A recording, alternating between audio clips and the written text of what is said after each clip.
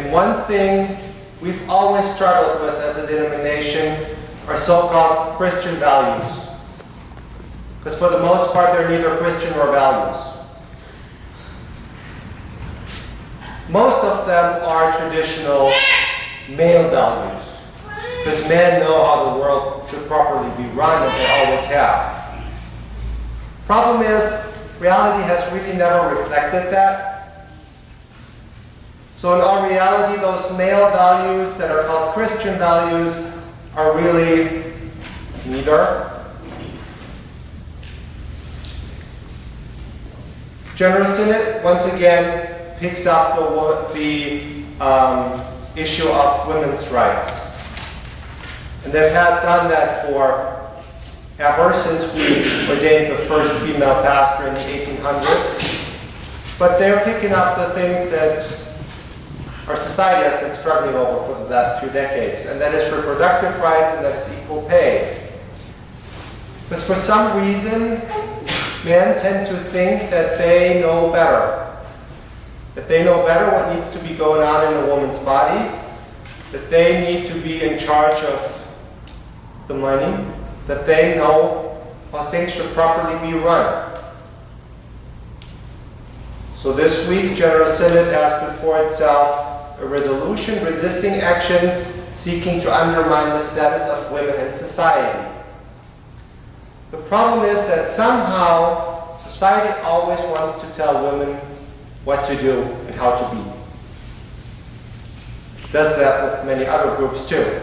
But with women it's horribly obvious that somehow you, woman, are not in charge of your own body, because we know what's right for you, and we tell you what you have to do with your body.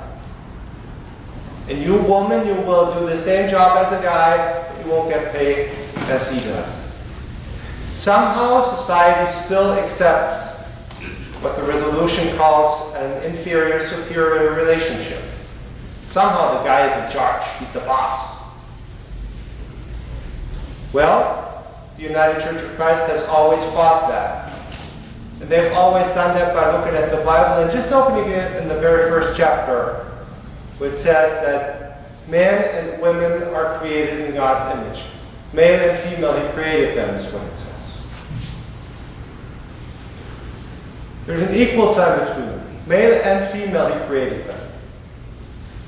Not He created a superior man and an inferior female. And even more so, He created them in the image of God. Now that's where it gets tricky with our wording that we have in our heads. Look at your face in the mirror and listen to that voice. You are created in the image of God. You might want to close your eyes and do that.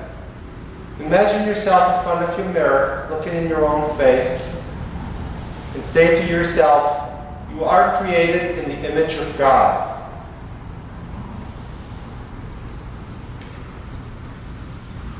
Now, if I do that, I see my white face, yet I know the ancient Middle East background of the text.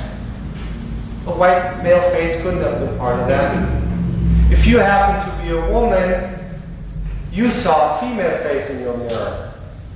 And that's God's face, created in the image of God, a female image. So here's your challenge.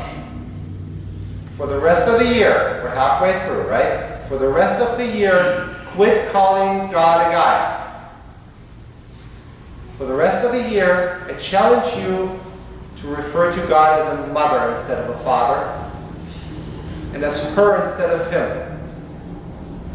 Just because it's equally true. Not that it's truer or better, but we've had too many male words already. Try it for the rest of the year to just refer to God in female ways. That will change your world, and it will change your perspective. It will give you a whole set of new dimensions. So please grab your hymn notes for our next hymn, number 391, In the Midst of New Dimensions, 391.